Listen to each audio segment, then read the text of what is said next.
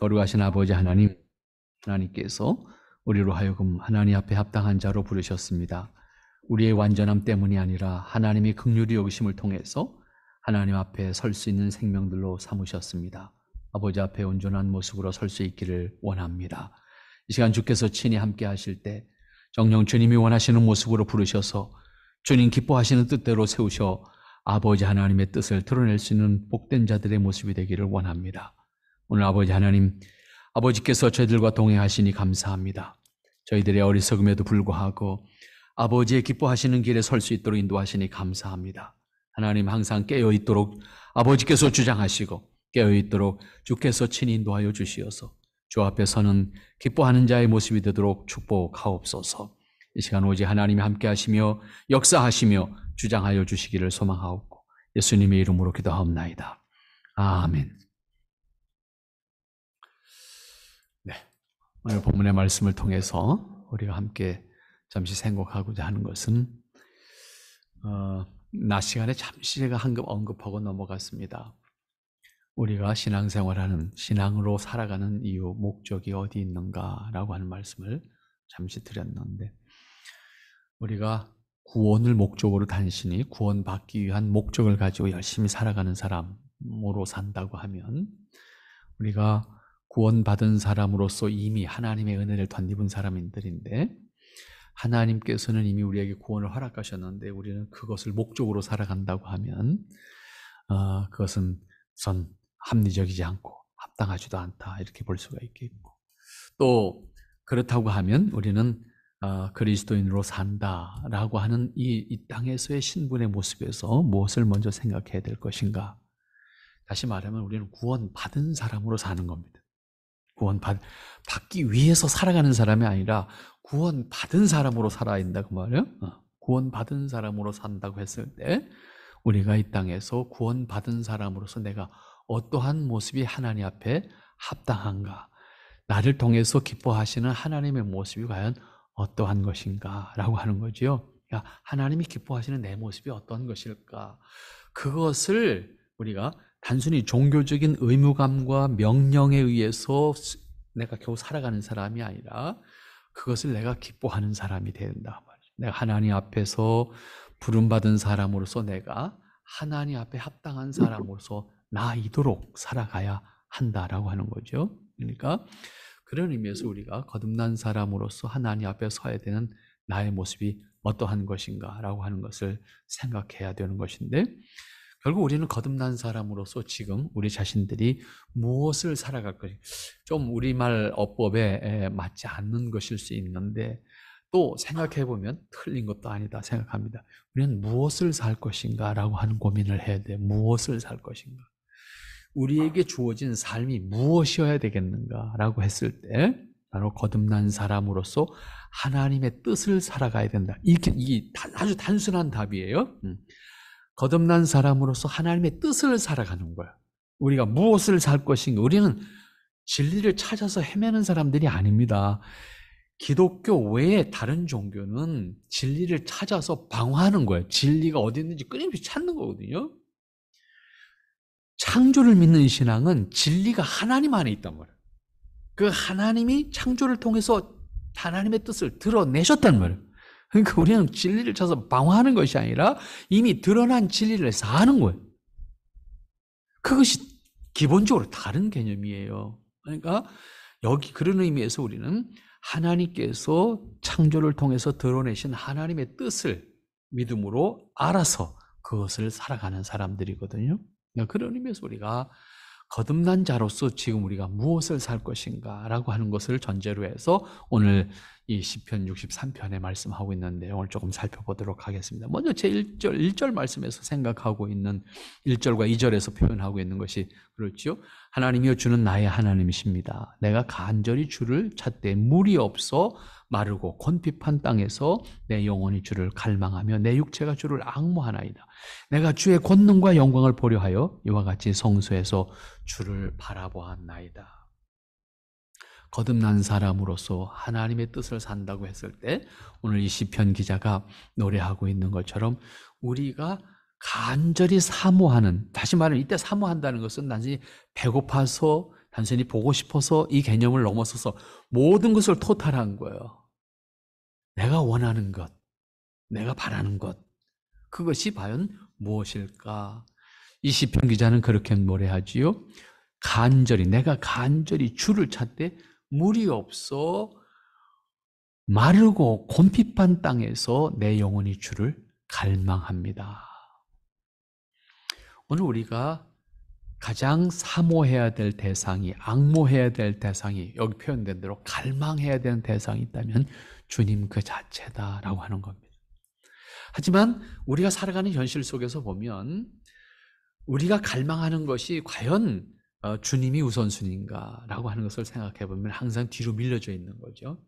모든 일에 있어서나 시간에 있어서나 어떤 일을 한다고 했을 때 항상 뒤로 밀려 있단 말이에요. 뒤로 밀려 있으니까 결국은 우리는 그 밀려 있는 것을 우선순위로 생각해서 살다 보면 어느 날 허탈함에 빠진단 말이죠.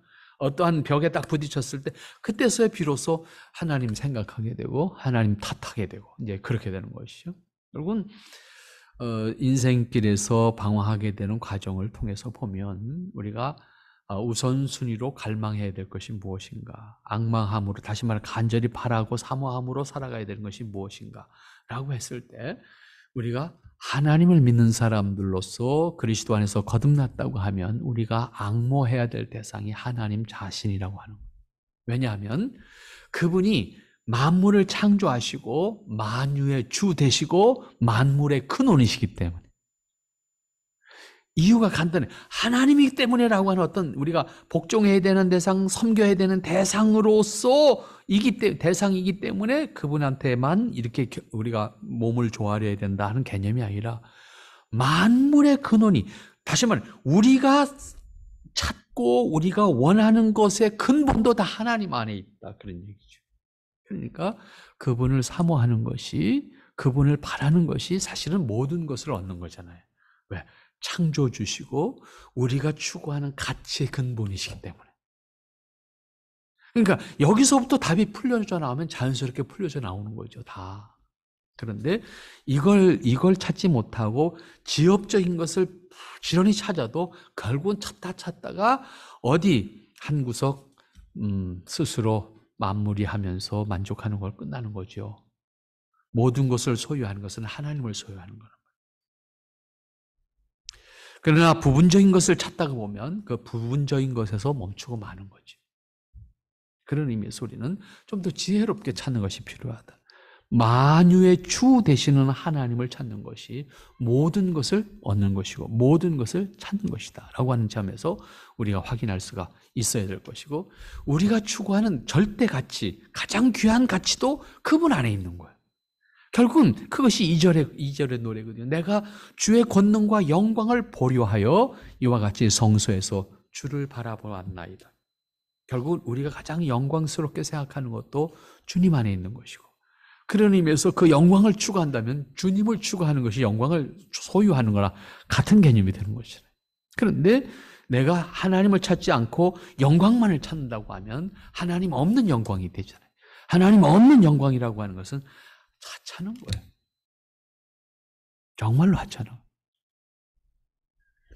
어떤 것으로 만들어 놔도 그것이 결코 영원하지 않고 또 그 가치가 보존되지 않아요.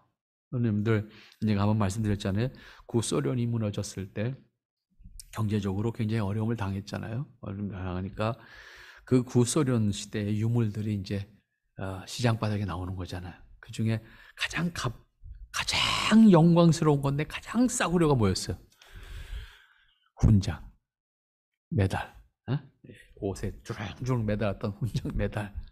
그게 보면은 여러분들 그 공산주의 무슨 대회 할 때 보면은 그 큰 긴 코트에다가 여기서부터 저 코트 밑에까지 양쪽에 훈장이 쫙 달렸잖아요, 그죠?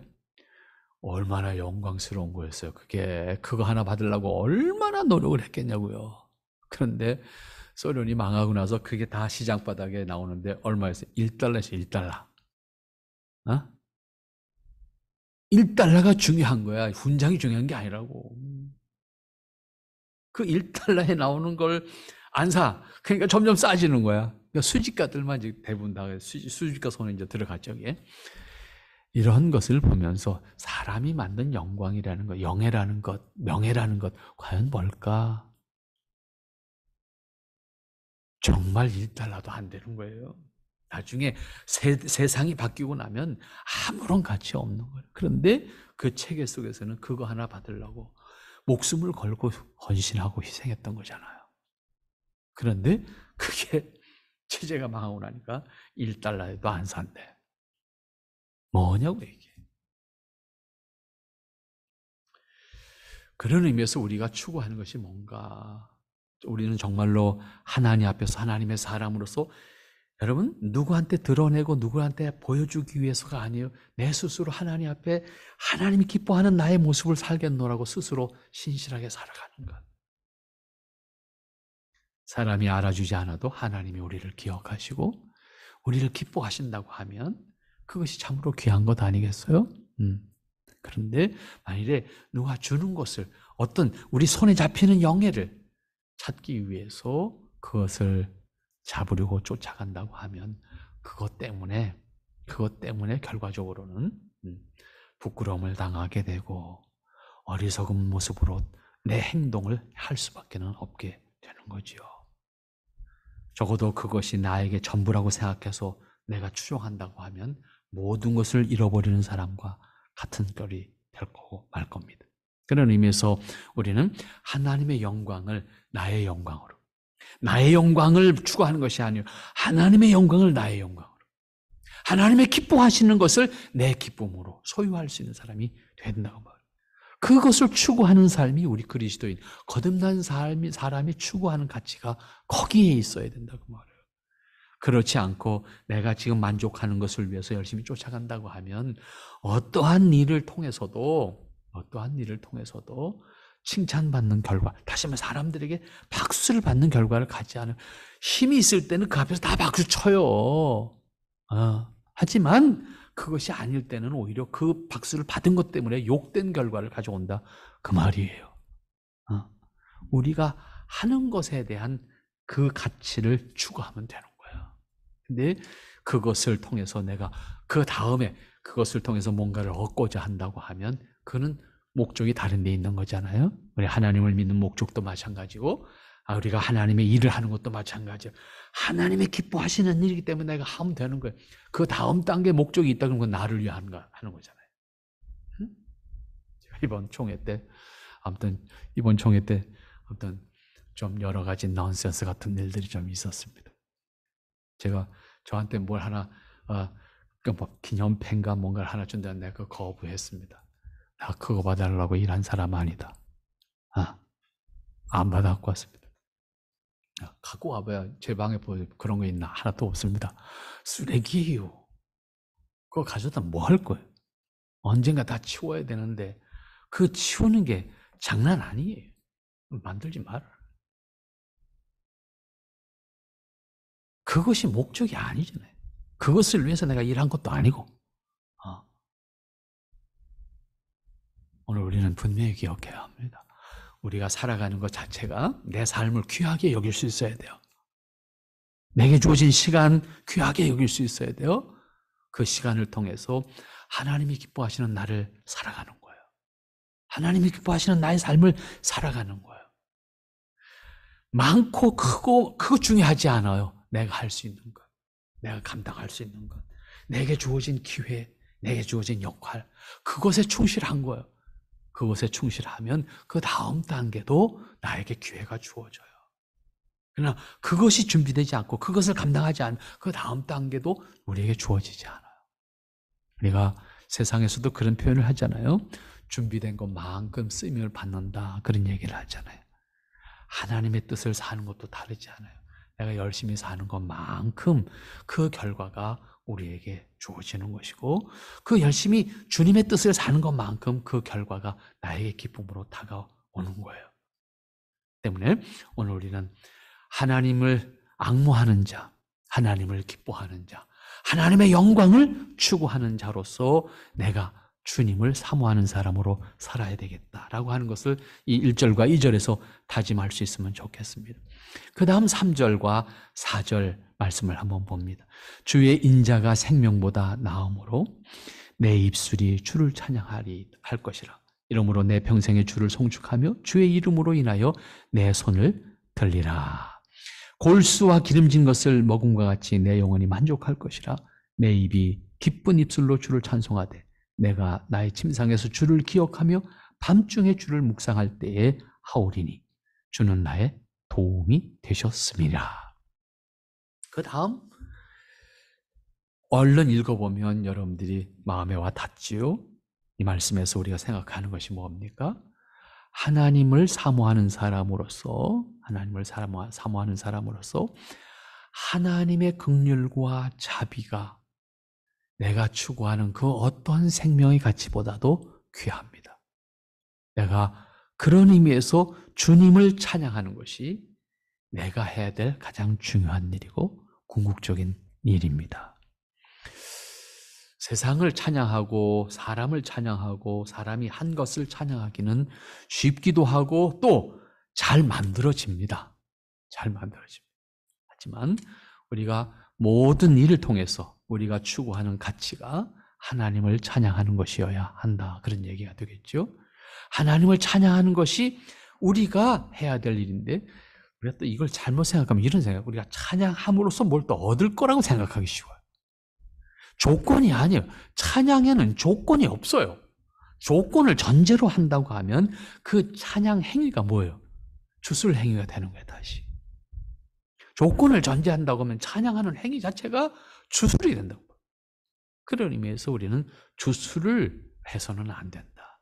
찬양은 하나님 그 자체를, 하나님의 이름을 우리에게 허락하셔서 부르게 하셨으니까 우리 하나님의 이름을 높이는, 하나님의 이름을 찬양하는, 그래서 하나님을 기뻐할 수 있는 사람이, 기뻐하는 것이 우리의 찬양이잖아요, 사실은. 그런 의미에서 우리가 하나님을 찬양할 수 있는 것은 하나님의 자비, 그런 거죠.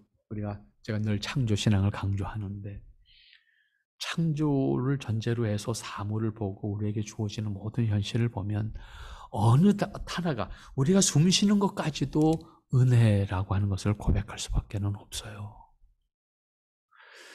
그 은혜를 확인하면서 내가 할 수 있는 일이 뭐예요? 사실 아무것도 없다고요. 하나님을 노래하는 거예요. 창조주를 노래하는 거라고. 제가 밤에 열심히 좀 걷습니다. 밤에 좀 걷는데 바로 엊그제 토요일, 어제가 아닌가? 금요일 날이었나? 어제인가? 아무튼 어제인가 금요일 날인가. 밤중에 이제 금요일 날 밤인 것 같아. 금요일 날 밤에 걷는 게 아니라 그래서 성경 공부 밤에 끝나고 집에 갔는데 아파트 문에 들어가려고 하는데 앞에 차가 안 가. 근데 옆에 돌아서 가서 보니까 그 저녁 때 걷던 어떤 아주머니가 갑자기 쓰러진 거예요. 그래서 앞에 차가 가지 못하고 쓴 거고, 그러니까 경비실에서 사람들이 나와요. 119 불러가지고 난리가 난 거예요. 멀쩡하게 운동하던 사람이 그냥 쓰러진 거야. 그러니까 나는 피해서 들어가서 이제 차를 대고 올라갔는데 마침 같은 통로에 사는 저 다른 교회, 낙원교회 다니는 집사님이 올라오면서 그걸 봤어. 그럼 이야기를 해주시는 거예요. 어떤 아주머니가 운동하다 쓰러져서 119에 와서 이제 이렇게 실려가는 상황이 된 거예요. 그걸 보면서 멀쩡하게 운동하던 사람이 순간 쓰러져서 의식이 없어져 버리니까 그런 상황들이 많은데, 정말 사람 아무것도 아닌, 아무도 예측할 수 없는 거예요. 어제도 일본에서 전화가 왔어. 뭔 일인가? 그 고백교회 백장로님한테 전화가 왔어요. 이 장로님 사모님 돌아가셨습니다. 뭔 소리야 또 갑자기. 왜 돌아가셨는지 이유를 모르는 거예요. 그냥 돌아가셨대. 그래서 장례식 어제 끝났대. 마침 이 장로님 옆에 계시다고 그래서 바꿔달라고 인사를 드려서 도대체 뭔지 모르지만 아무튼 갑자기 돌아가셨다니까 돌아가셨나 보다. 끝나고 나서 카톡으로 돌아가신 내용이 들어왔어. 집에서 계단에서 넘어져서 고관절이 부러졌는데 입원한 이후에 쭉 코로나야. 결국 회복하지 못하고 돌아가셨다. 이것도 뭔 소리냐. 뭐 연세가 많은 분도 아닌데. 정말 사람의 생명부터 시작을 해서 모든 일들이 아무것도 아닌 거예요. 정말 한순간이. 점점 그런 걸 더 많이 느껴지는 것 같아요. 사물과 생명체들을 보면서 느껴지는 것들이 참 그런 것 같습니다. 여러분, 우리는 주의 인자하심이 생명보다 낫다. 하나님의 긍휼과 자비와 사랑이 아니면 모든 존재의 의미가 없다 그 얘기예요. 우리 생명의 의미도 없다 그런 얘기예요. 그분이 긍휼히 여기시고 그분의 형상으로 우리를 인간으로 여기셨기 때문에 인간이지, 그거 아니라면 우리 아무것도 아닌 거예요. 만물의 근원이란 단어를 여러분들 늘 기억하는데, 하나님은 근원 되시는 분입니다.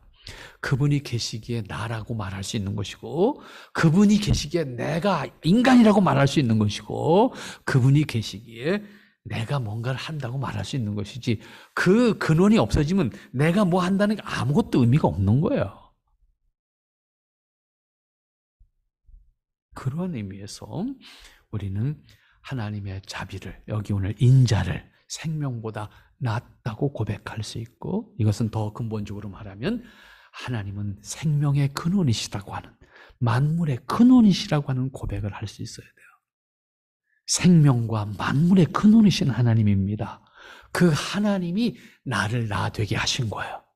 나를 나라고 말할 수 있게 하셨고, 나를 나로 이 세상에 살게 하신 거예요.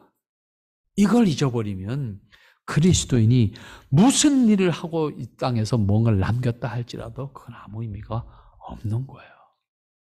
그런 의미에서 여러분, 하나님과의 관계 속에서 나라고 하는 존재가 어떠한 의미가 있는 건가? 하나님과의 관계 속에서 내가 하는 일이 어떠한 의미가 있는 것인가를 찾을 수 있어야 돼요. 이걸 확인하지 못한다고 하면 우리는 결국 내가 육신적으로 필요한 것, 눈에 보이는 것 찾아가는 것과 다르지 않아, 똑같아요.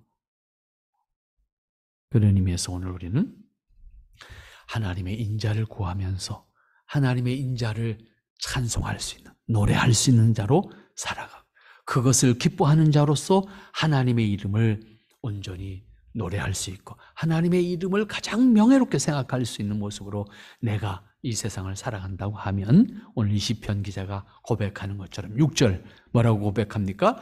내가 나의 침상에서 주를 기억하며 밤중에 주를 묵상할 때에 뭘 하겠다? 찬송하겠다. 이렇게 노래하고 있어요. 나의 침상에서 주를 기억하면서 밤중에 주를 묵상할 때 내가 찬송을 하겠다. 왜? 돌아보면 다 은혜였거든. 돌아보면 다 하나님의 자비였거든. 하나님의 자비와 은혜로 나에게 기회가 주어졌고, 나로 하여금 있게 하셨고, 나로 하여금 그 일을 관심 가지게 하셨고, 그 일을 감당하게 하셨다고 말이에요. 그러니까 결국은 내가 하나님과의 관계 속에서 나의 모습을, 나의 일을, 오늘 주어진 것들을 생각해 보면 결국은 그분을 노래할 수밖에 없는, 찬송할 수밖에 없는 나인 것을 고백하게 되는 것이 그리스도인의 삶입니다. 그런 의미에서 오늘 여러분들에게 주어진 모든 관계, 역할, 일, 당장 생각하면 내가 살기 위해서 일하는 것이라고 표현할 수 있겠지만, 그 일까지도 포함해서 그 일을 하는 과정을 통해서 이것이 과연 하나님이 기뻐하시는 일인가? 이것을 통해서 나로 하여금 하나님이 기뻐하시는 것을 어떻게 감당하게 하셨는가 생각해 보면 참 귀하다라고 하는 것을 고백할 수밖에 없고, 참 귀하다는 것을 고백할 때 우리가 하나님 앞에서 어떠한 모습으로 살 것인가라고 하는 것에 대한, 내 삶에 대한 감사와 감격이 동반될 수밖에 없는 것이고, 그렇기 때문에 더 하나님 앞에 기꺼이 노래할 수밖에 없는 것이 우리 자신의 모습인 것을 확인하게 되는 것입니다. 그러므로 우리는 정녕 하나님의 은혜를 노래할 수 있는 사람이기 위해서는 바로 하나님의 인자가 생명보다 낫다는 고백 속에서 만물의 근원이신 생명의 근원이신 하나님을 사모하는 자로, 그분과 동행하는 자로서의 우리의 삶이 되어야 될 것입니다. 그 다음 7절 말씀으로 가서 보면 한 번 더 나가서 표현하죠. 주는 나의 도움이 되셨습니다. 내가 주의 날개 그늘에서 즐거이 노래하리이다, 부르리이다. 나의 영혼이 주를 가까이 따르리니 주의 오른손이 나를 붙드시거니와 나의 영혼을 찾아 멸하려 하는 저희는 땅 깊은 곳에 들어가며 칼의 세력에 붙임받되어 실황의 밥이 되리이다. 결국은 침상에서 아무리 생각해봐도 내가 하나님을 노려봐야 할 수밖에 없는 이유가 하나님이 나의 도움이셨기 때문이다. 하나님이 나의 도움이셨기 때문이다. 하나님이 나에게 그 기회를 주셨기 때문이다. 하나님께서 나를 그 길로 인도하셨기 때문이다. 라고 하는 것을 고백하게 됩니다. 그것을 고백할 때 정말 하나님을 노래할 수밖에 없는 것이 우리인 것을 고백하게 돼요. 지지난 주간이 됐어요, 벌써? 일본에 우리 선교사들 발자취를 찾는 작업을 하기 위해서 가서 한번 다시 점검을 하면서 촬영 일정을 좀 잡는 작업을 했는데 그 가운데 스크랜턴 선교사라는 사람이 있어요. 우리나라 감리교에 제일 먼저 들어온 사람이에요. 감리교 선교사로서. 우리는 감리교 선교사를 아펜젤라만 다 기억하고 있는데 사실은 아펜젤라가 언더우드하고 같이 들어왔지만 그는 인천에서 서울로 가지 못했어요. 바로 다시 돌아가서 일본으로 돌아가서 나가사키에서 오래 있다가 2달 이상 있다가 나중에 들어와요. 근데 그 사이에 먼저 들어온 것이 사실은 스크랜턴이라는 선교사예요. 스크랜턴이라는 선교사가 먼저 들어와서 정동에 가서 자리 잡고 다 집 사놓고 준비한 다음에 아펜젤라 들어온다고. 그러니까 사실은 감리교 선교 출발점에는 스크랜턴이 있어요. 그런데 감리교에서도 스크랜턴 얘기 안 합니다. 전부 아펜젤라만 이야기하지. 왜?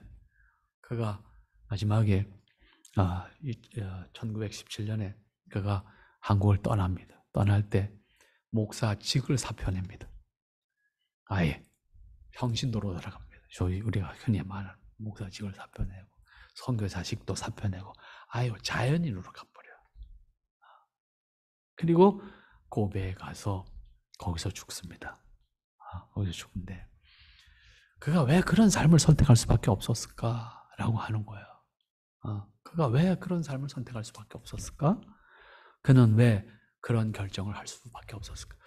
그분의 삶을 추적해 보면 사실은 감리교에서 가장 이렇게 좀 높여서 이야기해야 될 사람이 있다면 스크랜턴이에요. 그는 정말로 자기 영예를 위해서 일하지 않고 끝까지 가장 낮은 자들과 함께하기를 원했어요. 그리고 일본이 조선을 식민지하는 것에 대해서 저항했어요. 감리교 감독들이 일본 입장에서 일을 처리할 때 그 반대했어요. 적어도 한국 사람을 이해했고 한국 사람들 가운데서 가장 낮은 사람들을 이해했어요. 그래서 그의 사역지는 늘 가장 천민들이 있는 곳, 가장 가난한 사람들이 있는 곳, 가장 병자들이 많은 곳을 찾아다녔어요. 그리고 끝내는 일본 감리교 감독들이 일본 입장에서 일을 처리하는 것에 대해서 거부했어요. 그리고 목사직을 던졌어요. 선교사직도 던졌어요. 그리고 자연으로 돌아가서 중국으로 갔다가 최종적으로는 일본에 자리를 잡고 거기서 생을 마감해요.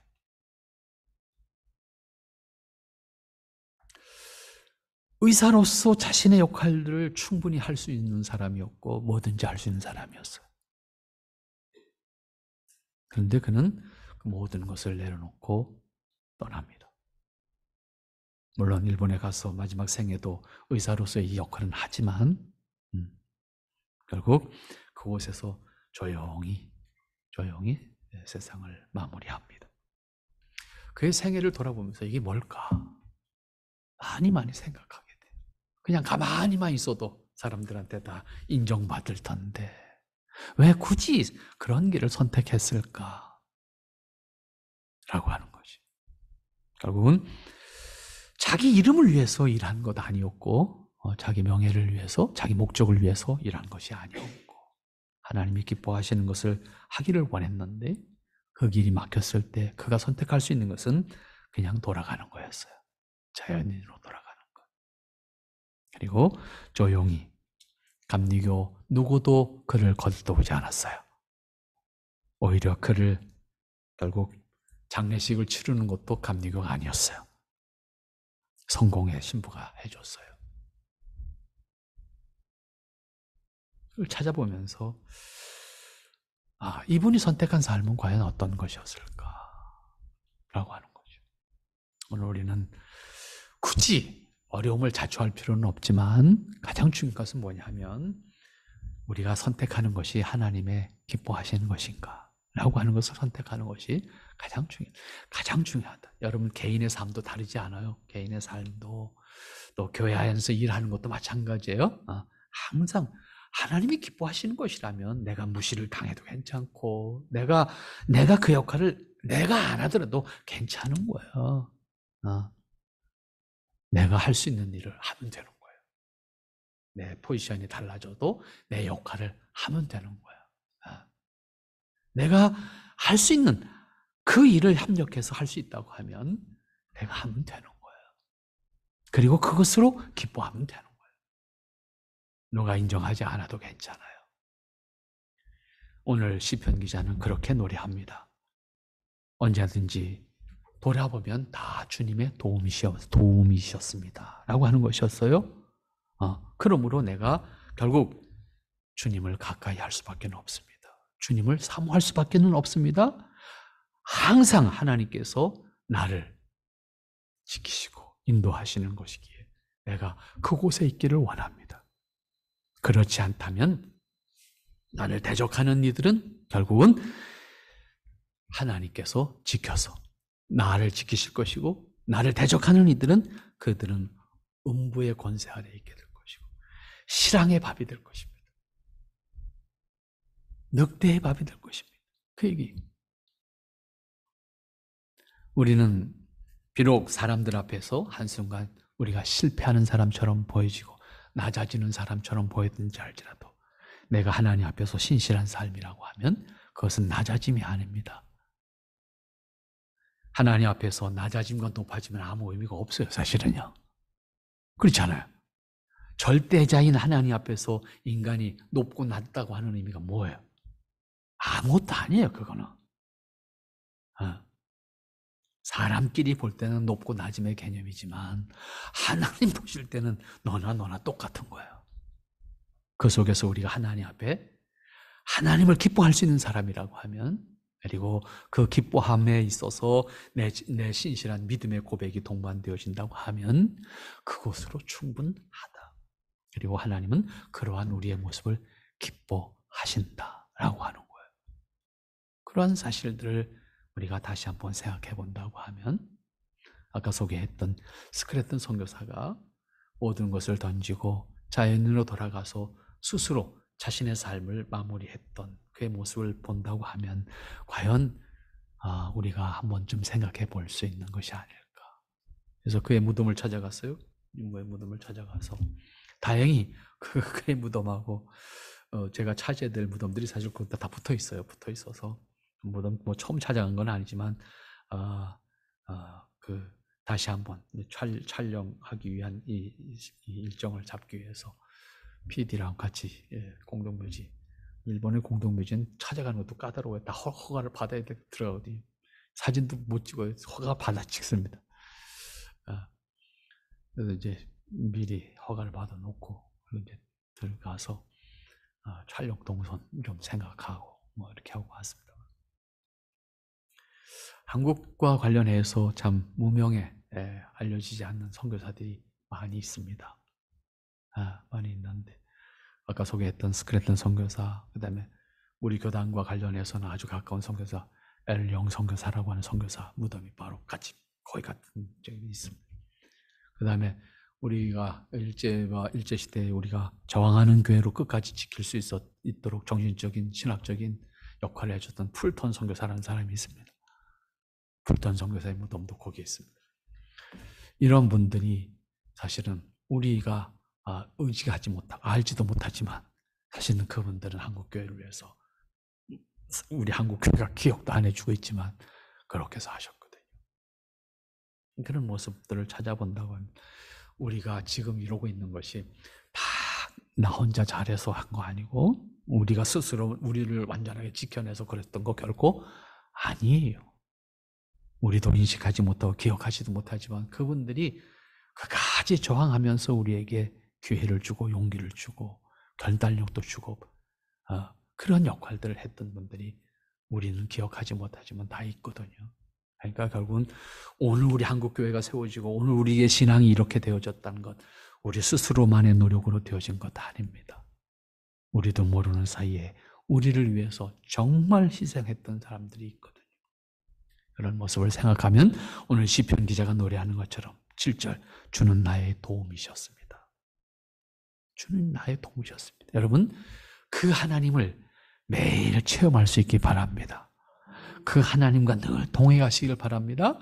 그것이 우리 그리스도인의 위로고 소망이에요. 그리고 그것을 사는 것이 우리 그리스도인으로서의 삶의 아름다운 모습을 가지게 하는 겁니다.